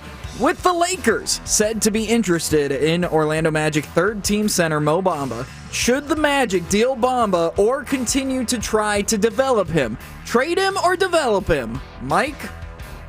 Well, again, obviously it depends on what you're going to get for him, but who was the guy you just mentioned? Alex Caruso. Okay, yeah, Alex Caruso. Yeah, he could be on the Magic roster, and he could also sing the national anthem. Wasn't Caruso a great opera singer as well? He was. So maybe that was that Enrico Caruso? That wasn't Alex Caruso. But no, the Magic shouldn't trade Mo Bamba. They're 3 years into this thing. He hasn't played a lot, understandably. A lot of that is because of injury. He did have the COVID issues, all right? He's just finally seemingly getting back into some sort of playing shape. You don't want to trade a young player who still might have a chance to develop into something really good for a middle-of-the-pack bench player on the Lakers. Again, if the Magic were the Philadelphia 76ers or the Boston Celtics and they needed some sort of depth to try to win the championship, okay, but the Magic are going nowhere this year. We know that. Their ceiling is to get into the playoffs and lose in the first round. All right, that's the Magic ceiling. Why would you trade a potential star for a journeyman veteran? I would say that if the Magic can get a package deal of Kostas Antetokounmpo, who may take a little time to develop, we saw that with his brother Giannis, right? Yeah. And this front office very familiar with him, and then maybe a Quinn Cook. Then for Mo Bamba. How about that? So you get a forward to replace Bamba, and then you also get a guard, which this team needs guards. That's the deal right there. Let's get it done. Let's get it done. What am I doing here? Working for peanuts. First of all, with the fact that we're talking about this, I couldn't pick Quinn Cook out of a played police at Duke. line, What are you talking about? Played at Duke. Yeah, still. People who's down here still love J.J. Redick. Half the reason because he played at Duke. 57% of the vote says trade him. Trade this man. Get him out of here. Mike's the guy who's like looks at the milk in the fridge and goes like, it's only 2 days past. I can probably still get a couple of bowls out of this. Good. Yeah, it's listen, still good. Mo Bamba's expiration date has passed, my man. It's time to get rid of it. You can drink milk after the expiration date, and it's fine. Yeah. And you can keep Mo Bamba. It's fine. It's fine. We'll go now to the Open Mic thought-provoking daily poll. Considering SEC Network provocateur, why'd you choose such weird words, Mike? Oh, well, you get him back a little bit later on during this segment, so go ahead. Paul Feinbaum is still irked by UCF claims of a national championship 4 years ago. Was Danny White's proclamation marketing brilliant or a massive embarrassment? Well, you know how I feel about this. Again, the fact that Paul Feinbaum, 4 years after the fact, is still bothered by UCF's self-proclaimed national championship in 2017. Again, I was on his show the other day, and that's all he wanted to talk about. The entire segment devolved into him ripping UCF once again for that self-proclaimed national championship, talking about how ridiculous it was, talking about how Alabama was the true national champion, blah, blah, blah, blah, blah. Again, Danny White didn't spend anything on that marketing campaign. All he had to do was say it, and the story exploded. It was the talk of college football for years afterward. It's still being talked about. I was on Twitter the other day. It emerged as a major it was probably trending in Orlando, all right? This topic from 4 years ago, the fact that UCF 2017 is living rent-free in Paul Feinbaum's head should be proof positive that it was a brilliant marketing campaign. I think it can be both, but if you made me choose, I would go brilliant marketing campaign. I mean, Paris Hilton, people wouldn't know who Paris Hilton was if an embarrassing tape of her didn't get released on the internet. But today, everybody knows about Paris Hilton. Her name carries weight. So sometimes something embarrassing or something that maybe isn't perfect can sometimes keep you extremely relevant for many years to come. And UCF is that. I mean, look, they claimed a national championship. People made fun of it. But guess what? They're still talking about UCF. They're having UCF and UCF writers or somebody from the area on an SEC show to discuss it. Yeah, so at the end of the day, whatever you thought about it in the beginning, if you ask whether or not it was brilliant marketing, it was brilliant marketing because they're still relevant 4 years later. So you're comparing UCF to a B-list naked celebrity? I compared him to Jackass earlier. I'm just saying that the ends justifies the means. And so I think that whatever you think about claiming the national championship, if you look at where UCF and their brand is today, and you can kind of attribute some of that attention to that moment, then it's brilliant. Some of it. How about most of it? Maybe. Hey, Adam, what's your Twitter? Just for anyone. At the Adam Reardon. Not any Adam Reardon. Not just some Adam Reardon, but the Adam Reardon. There you go. That's right. 72% of the vote says it's marketing brilliance. How many? 72%. Okay. All right. Supplemental poll number 1.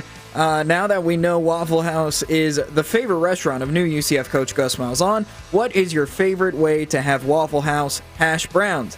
Be sure to leave a comment if yours isn't on the list. Are you just a plain scattered hash browns guy, which is just regular hash browns? Smothered, which is, I've got it right here. Smothered, which is with sauteed onions. Nope, covered is melted cheese. Or do you go all the way, smothered, covered, chunked, diced, peppered, capped, and topped, and country? All the way. Do you even know what all those are? I'm assuming capped is with mushrooms, capped right? is with mushrooms. Okay. Peppered is with jalapenos, diced grilled tomatoes, topped with chili, and country is the sausage gravy. No. I don't want all the chili and the gravy on top, but all the other stuff. Yeah, that's the closest thing to what I want. I want covered. I want the onions. I want the mushrooms. I want the cheese. I want the chunked ham inside of them. I want all of that. Not crazy about the jalapenos. I don't like hot stuff, particularly for breakfast, although I do like a little hot sauce on my scrambled eggs. So I'm going to go the final one without the gravy and chili covering. I'm pretty much a plain Jane guy when it comes to that kind of stuff. I don't like all that kind of stuff on my hash browns or my eggs or anything. But I was thinking as you're reading all that off, some attorneys are referred to as ambulance chasers. Cardiologists should be sitting out like in the parking lot of every Waffle House and looking in and go, I think that guy just got the smothered covered diced and like just walk that by, chunked. just gosh. hang out in Waffle Houses, and then as you walk by seeing what people order, just leave your card. Nice. Just drop your card on the table. 41% they are plain Janes, but 31% say they want it all the way, brother. Yeah. Supplemental poll number 3. Should the NBA acquiesce to the wishes of many of its star players and cancel the All-Star game? Yes or no? Well, no, we're too close to it now. I mean, it's next week, so we're too close to it. But if you know my feelings on this, no, they shouldn't cancel the All-Star game. They're playing the season, all right? They're playing games, all right? The All-Star game is the highest-rated regular season game of the NBA season. They make a lot of money on it from TV revenue. So, no, I mean, that's part of your business model. Again, unless the players want to take a pay cut and take that percentage of the money out of their revenue sharing with the NBA, then no, they shouldn't cancel the game. No, it's too close. What Mike said's right. It's just too close to cancel, even though, I mean, look, we've seen other regular season games canceled within a day. Plus, it's not like there's fans there that they have to cancel their plans. Or anything. Yeah. So no, and look, I think a lot of these guys I'd wonder if a lot of these guys have clauses in their contract to say, look, if you make the All-Star game, you get X amount of dollars. If you're willing to forfeit that, that bonus, then don't go. What about forfeiting the percentage of the revenue sharing from the NBA? I mean, so you're saying not have the game at all, not just, hey, LeBron's not going to play, so we're going to put Trae Young in the game. I mean, I'm just using names as an example. Yeah. If they canceled the game, because then there would be no game, and so there'd be no revenue from that game, so there'd be none to be shared. Yes, but as far as individual players are concerned, I think you should have individual choice on whether or not you want to attend this game. And I'm assuming that a lot of guys probably have it in their contract that says, hey, listen, you make the All-Star game, you get a $500,000 bonus, and you forfeit that. With 63% of the vote, yes, they should acquiesce and cancel the All-Star game, according to the audience. Let me get some more music coming in. There we go. All right. Supplemental poll number 4. Before the San Diego Padres signed Fernando Tatis Jr. to a massive $340 million contract extension earlier this week, did you know who he was? Yes or no? I'm disappointed in you, Mike, if you say no to this. No. I mean, I watch sports. I watch Sports Center, so I don't know that I've sat down and watched an entire Padres game. In fact, I know I haven't. All right, but you know what he's famous for, right? Yeah, I know what he's famous for, and he's a great young star and all of that. Okay, I understand all of that. He's got the nickname El Nino, all of that. But I think most people had no idea who he was. Mike, because tell me what he's famous for. The Padres are off the beaten path, obviously. What he's famous for? Yeah, what was the big story last year that Fernando Tatis Jr. started? Oh, wait a minute. See, I don't even know this. I thought you were talking about something totally different. No. The bat flip controversy? Oh, what that? I mean, that's... Oh, he hit a grand slam and did a big bat flip, and then they had grand slams. Yeah. And then they had like 5 games in a row where they hit grand slams. Like, that was... No? Okay, maybe I'm the only true baseball fan here, folks. Well, I didn't know that was the story. I thought you meant he's famous for his hair and the fact that his dad was a professional player. Yeah. But yeah, I think most people are going to say they don't know who he is. I would agree with that. With 53% of the vote, yes, they knew who he was. Oh, but it was close. Liars. Spontaneous supplemental poll: is it okay for broadcasters to drink alcohol on air? Yes or no? We've got early results for this one. Absolutely not. Again, you're working, you're professionals. You don't, it clouds your judgment. I don't care if it's just one little shot of whiskey, all right? One beer. It clouds your judgment. You'll be slurring your words on the air even though you think, I've only had one beer.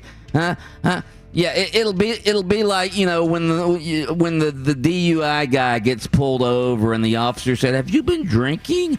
"No, officer, I've only had 2 beers." No. One beer. You know what one beer leads to, Austin Pistolka?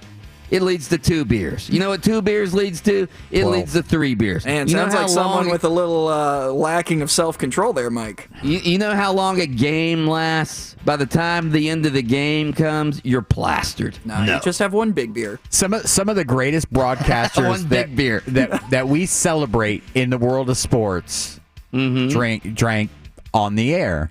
So what it tells me is, maybe we should be drinking on the air. Yeah. Loosen up a little bit. I mean, listen, Howard Cosell was such a great pontificator. And he did that a little, maybe, had a little... I'm not so... Monday morning Bloody Marys? Somebody texted that in. I'm not so sure Howard drank on the air. Now, Dandy Don, maybe. Harry Carey, for sure. Absolutely. Yeah, he definitely... No question about that. Yeah. 68% of the early voting says, yes, it is totally fine.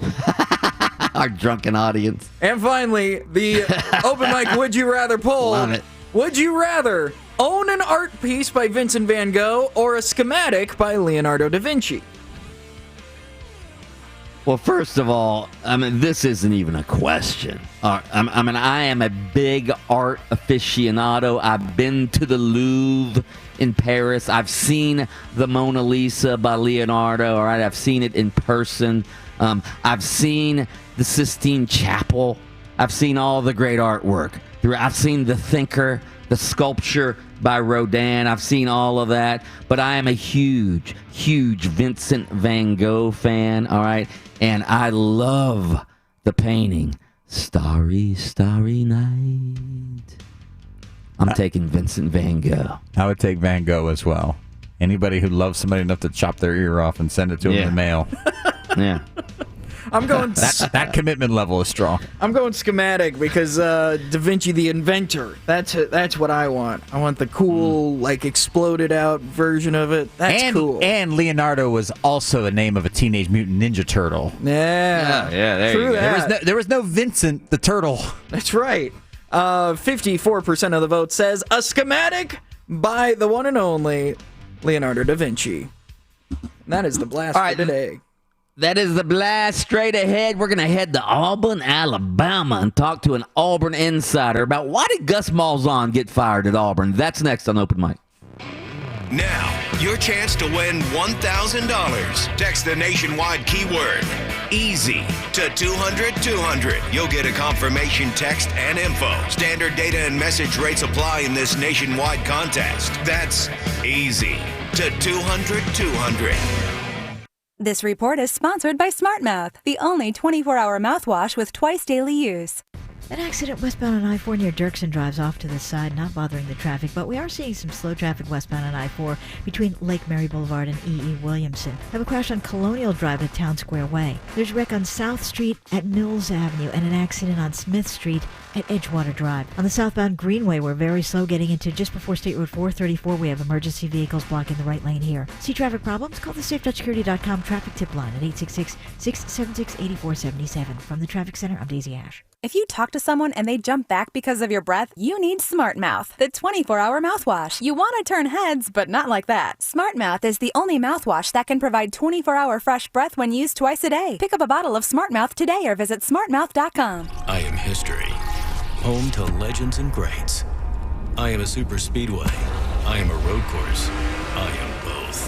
I am hallowed ground, twisting this season's fate into all 14 of my turns. From the braking to the high banks, I am proud to make my return. I am the Daytona Road Course, February 19th through 21st. Get your tickets at DaytonaInternationalSpeedway.com or call 1-800-PIT-SHOP. Microban 24 protects against Staphylococcus aureus and Enterobacter aerogenes bacteria, but does not provide 24-hour protection against viruses. Hear that? That's Microban 24, killing bacteria on your bathroom doorknob for 24 hours. Spray on hard surfaces to kill 99.9% of viruses and bacteria initially, including the COVID-19 virus. Once dry, Microban is proven to keep killing bacteria for 24 hours, touch after touch. Keep killing bacteria for 24 hours with Microban 24. Fact: you have a lot of choices when it comes to filing your taxes online. But with TaxAct, you'll file for less and get more in return. Sweet. Plus, TaxAct costs up to 50% less than TurboTax. Double sweet. And TaxAct backs your return with a $100,000 accuracy guarantee. Triple sweet. So if you want to file for less and get more, start for free at TaxAct.com. 50% less claim based on comparison with TurboTax federal pricing for premier consumer online product on February 8th, 2021. Restrictions apply. See TaxAct.com for complete details. Finding great candidates to hire can be like, well, trying to find a needle in a haystack, but not with ZipRecruiter. Its powerful technology actively finds and invites qualified candidates to apply to your job. So while other companies might deliver a lot of hay, ZipRecruiter finds you the needle in the haystack. See why 4 out of 5 employers who post a job on ZipRecruiter get a quality candidate within the first day. Try ZipRecruiter for free at ZipRecruiter.com/free. That's ZipRecruiter.com/free. The Capital One Quicksilver Card Show. Cut! The Capital One Quicksilver Card is simple. No need for a whole song and dance. Don't be sad. With Quicksilver, you earn unlimited 1.5% cash back on every purchase everywhere. That's the spirit. The Capital One Quicksilver Card is simple, unlimited 1.5% cash back. What's in your wallet? Terms apply. Capital One Bank, USA, N.A. Warning. This product contains nicotine. Nicotine is an addictive chemical. Inspiration is amazing. It can turn this into this. Put it all together, and you get something special. Views is putting it all together with a special price. 99 cents for a Views Alto Power Unit. Available in-store and at Views.com. Views. Charge beyond. Vapor products. Underage sale prohibited. 99 cents plus tax. Pod sold separately. Website restricted to age 21 and over. Tobacco consumers. Daytona Beach Racing and Card Club and the Great American Poker Tournament has brought back the single-day $75,000 Guaranteed Championship Tournament Sunday, February 21st. This $500 buy-in 30,000-unit tournament starts at 12:10 p.m. So don't miss this single-day $75,000 Guaranteed Championship Tournament Sunday, February 21st at the Daytona Beach Racing and Card Club, just off I-4 and I-95 on Williamson Boulevard, Daytona Beach. Bolt 24 keeping it real with Damian Lillard. When you have no competition, it's obvious. Just like the Bolt 24 lineup with no artificial flavors or sweeteners, there is no competition. Head to Circle K and grab a Bolt 24 from the makers of Gatorade. Bolt 24. Golfers, tee it up this year at Edwin Watts Golf Shops with the hottest new arrivals from TaylorMade. Introducing the new Sim 2 drivers, featuring a forged ring construction, unlocking a new dimension of distance and optimal forgiveness. Now with 3 drivers to fit any golfer's needs. Swing by Edwin Watts Golf Shops and get custom fit today. Edwin Watts Golf Shops, home of the 90-day satisfaction guarantee, and shop us online at worldwidegolfshops.com. These messages will now become subliminal. If you missed any of Mike Bianchi and Open Mic, catch a full replay of the show. Just search Open Mic on demand wherever you download podcasts. Yeah, I go with a ham and cheese omelet, scattered, smothered, covered, and chunked. I go with crispy bacon. And if it's a big win, I'll go with a waffle on top of that. So I'm pretty consistent. I like the pecan waffle at Waffle House. You like that one? No, I just go plain Jane on plain waffle.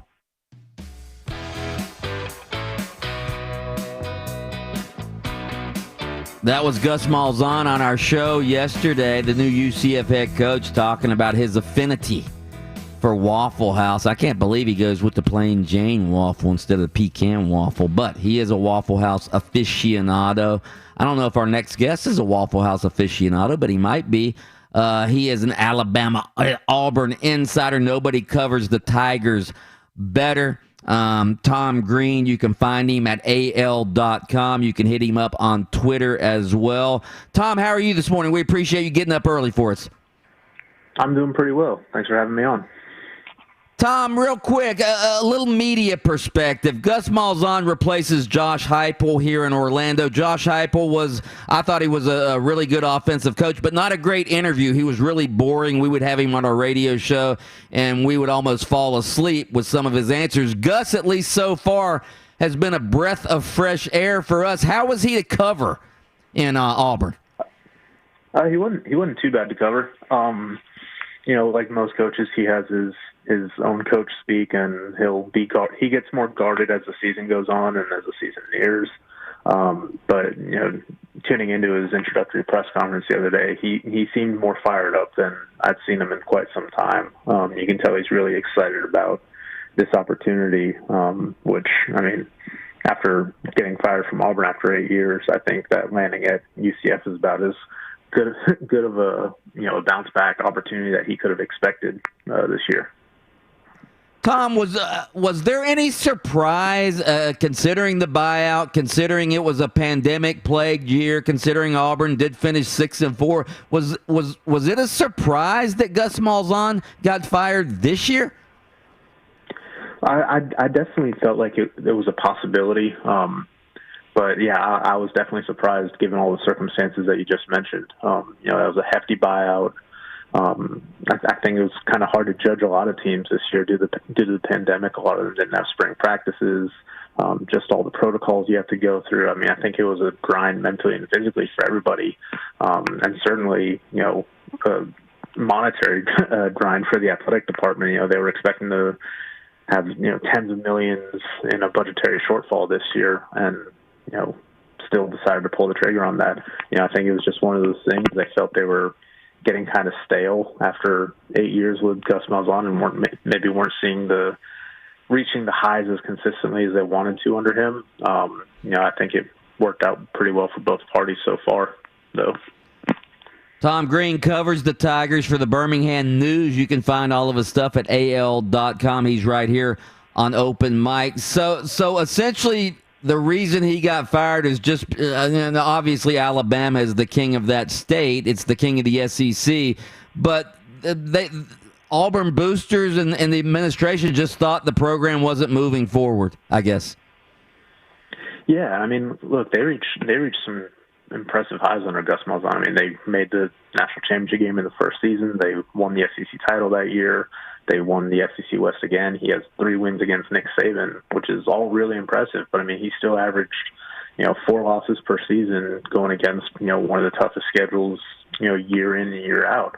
I think, between that, having to compete against Alabama every single day and just not being able to consistently beat Auburn's top rivals, Alabama, Georgia, LSU, especially on the road. I think he was 0-12 against those 3 teams away from Jordan-Hare Stadium. I think that really was, what did him in. Tom, what happened to Auburn's offense this past year? Well, this past year, I think, the biggest thing, really, in my opinion, was, they brought in Chad Morris as new offensive coordinator, and they just didn't have time to adjust to him. Not having that spring season, I think, really put that offense behind the 8 ball this year. Didn't give Bo Nix the amount of time to really develop and get acclimated, so he didn't take that step that a lot of people, thought he would take in year 2. You were dealing with a mostly new offensive line that didn't get, that opportunity to develop together and gel.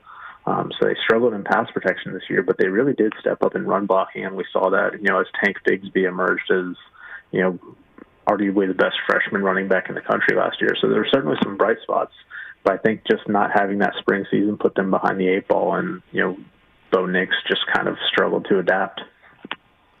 Tom, one of the things Gus Malzahn said at his introductory news conference, somebody asked him about, is he going to hire an offensive coordinator or will he call the plays? And he said, I'm going to call the plays. In fact, I'm going to call the plays for the rest of my career. That's what I do well. That's what I like to do. That's what got me where I'm at. What was that dynamic like at Auburn? Did he give up the play calling? When did he give up play calling duties? Which time? So it's happened quite a bit. Yeah, it's something he, forgive the pun, but he kind of waffled on a lot over his time at Auburn. That's funny. Yeah, he started out play calling there. He was calling plays, the year that they made the national championship game, but kind of went back and forth there with Rhett Lashley, who's now at Miami. And, ultimately that's what led Rhett to kind of getting out from under, the Gus Malzahn branch and, kind of trying to do his own thing. Going to UConn, kind of took a step down for a year to go to UConn and then SMU and then Miami and kind of branch off and do his own thing. But even after Rhett left, it's something that Gus kind of went back and forth with each of his offensive coordinators. There was a thing with Chip Lindsey when he hired him. He said he was retiring his play sheet. But then, he kind of started intervening in the offense. Then when he hired Kenny Dillingham, who's now at Florida State, he explicitly said when he hired Kenny that, he was going to call the plays. Kenny was just, he was going to help with game planning and working with the quarterbacks while Gus kind of took control of the offense. And then after Kenny left, he brought in Chad Morris, and he said Chad Morris was going to be able to do his own thing. So, it's something that he's gone back and forth with a lot over his career, especially at Auburn. And, I think he was always really conflicted on it because, like he mentioned, play calling is what got him where he is. That's what rose him through the ranks in high school in Arkansas. It's what got him that opportunity at Arkansas as an OC. It's, what got him that number 1 offense at Tulsa in back-to-back years. That's always been his strength. And I think, if he gets back to that and can adapt, I think he could be in good shape. A lot of people think that some of these other young offensive-minded coaches, like Josh Heupel, for instance, that they now run the no huddle hurry up better than Gus Malzahn, who was one of the first guys to run it. Was that an issue too at Auburn that his offense was starting to to not keep pace with some of the other offenses? Yeah, I think what really, he struggled to adjust to was once they started implementing the substitution rules, it allowed defenses time to catch up to what he was doing. His first couple of years at Auburn, when they were putting up all those points and just running laps around opposing defenses, it's because he was able to catch them off guard and keep them on their heels all the time, and they didn't have the opportunity to substitute out and really wore them down. But I think once they implemented those rules, defenses had some time to adjust and catch up. And then, meanwhile, the rest of the SEC and a lot of college football, they started running quicker offenses, and everybody kind of jumped on board. And Auburn kind of got a little stale in that regard. Tom, what is your favorite Waffle House dish? I don't go to Waffle House too much. Actually, the last time I got a waffle from Waffle House was back in November. I was doing a story about Gus Malzahn at Waffle House and how he couldn't. I did something on how his post-game tradition was kind of on hold this year due to the pandemic because they weren't going out to eat. So, yeah, his wife Christy had to find alternatives for him after games. So they did a lot of takeout. She did some cooking at home. Sometimes he just had a sandwich at home after games. But yeah, it was kind of weird for them putting their tradition on hold for a year. I'm sure they're hoping they can get back to it now that things are starting to get back to a little bit more to normal with the vaccine and everything. But maybe that's what happened. Maybe it was a Waffle House curse this past year, huh? Yeah, maybe. But yeah, no, my go-to is usually an all-star special. What is that again? I believe it's 2 scrambled eggs, toast, choice of bacon, and or sausage and a waffle. There you go. You a plain Jane waffle guy too, or you like pecan? I hadn't had the pecan waffle until November. Yeah. I liked it though. Yes, good. Tom Green, we appreciate you joining us this morning, getting up early Central Time. You can find all of Tom's coverage of the Auburn Tigers at the BirminghamNewsAL.com is that website. You want to put the /Birmingham at the end, you can do that as well. Tom, we appreciate it. Thank you. Yeah, thanks for having me, guys. There you have it, Tom Green. Excited to be on with Open Mic this morning. Up next, we'll get Mark Daniels' perspective of the Gus Malzahn offense and also the Gus Malzahn